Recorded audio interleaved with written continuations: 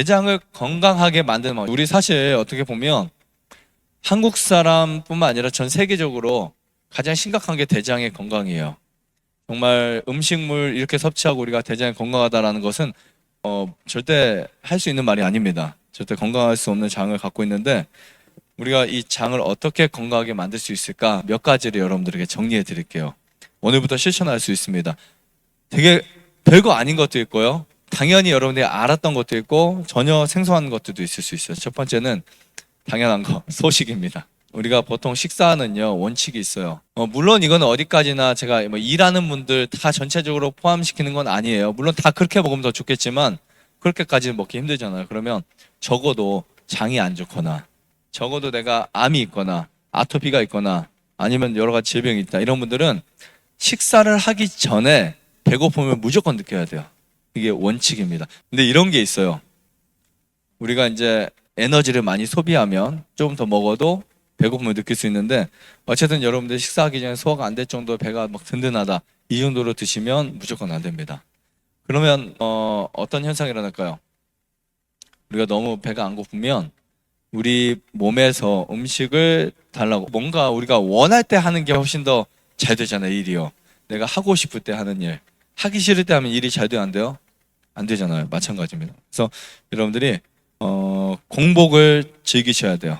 다음 끼에 음식을 넣어줄 수 있는 준비는 배고픕니다. 그때 뭐를 마시면 된다?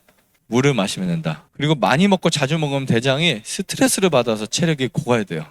그래서 많이 먹는 사람들이 체력이 약해집니다. 아시겠죠?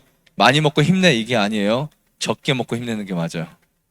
한국말 잘못된 거 진짜 많아요.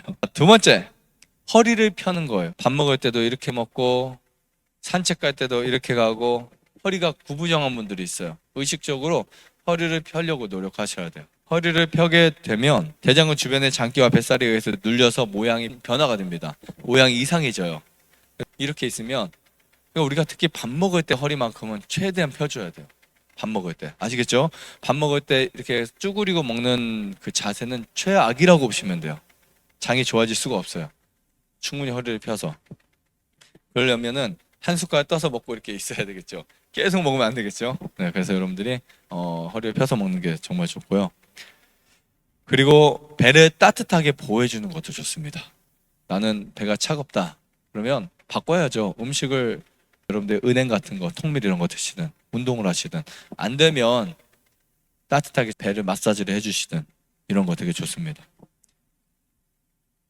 근데 이거는 좀 피하시면 좋아요. 너무 매일 하루 종일 핫팩 갖고 다니잖아요. 그럼 나중에는 장 자체에서 배 자체에서 온도를 안 올립니다. 해주니까. 그렇죠? 그래서 그런 거는 일시적인 거. 여러분 너무 차가울 때 산에 갔다 와도 추운데 그때 핫팩 붙이거나 뜨거운 거 약간 올려놓은 거 5분 10분 이런 거 괜찮은데 하루 종일 갖고 다니는 거 이건 절대 안 돼요. 큰일 납니다. 몸이 더 약해져요.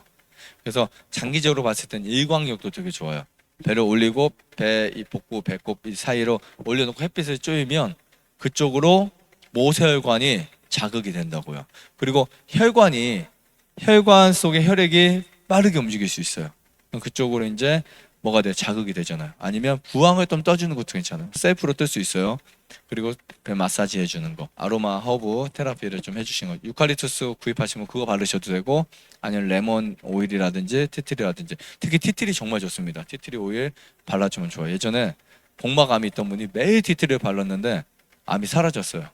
물론 자연치유를 같이 했지만. 그 다음에 관장도 정말 좋아요.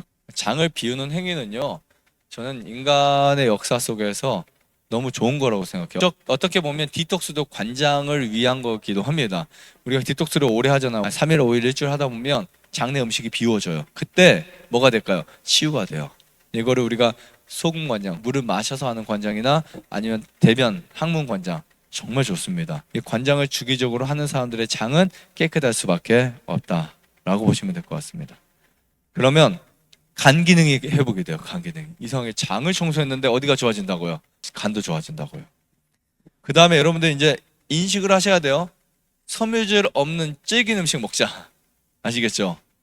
사과를 먹어도 가급적 껍질째, 배를 먹어도 질기지만 껍질째. 이렇게 해서 수박도 껍질은 안 먹어도 되니까 귤은 껍질 먹어도 괜찮더라고요. 귤 껍질 먹으면 맛있어요.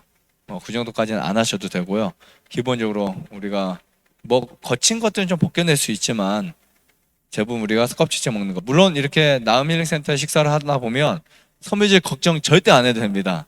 다 섬유질이에요. 다 섬. 근데 이거 내가 좀 부족하다. 그러면 여러분들이 타이거너트나 아마씨를 추가적으로 더 드시면 섬유질 양을 짧은 시간에 늘릴 수는 있습니다. 그리고 스트레스를 줄인다. 우리가 머리는 여기 있는 장은 저 밑에 있잖아요. 이게 무슨 상관이야 생각할 수 있는데 스트레스를 받게 되면 장 운동을 안 하게 됩니다. 아시겠죠? 그래서 스트레스 줄인다. 이렇게 해서 장 관리를 잘 하시면 좋을 것 같습니다.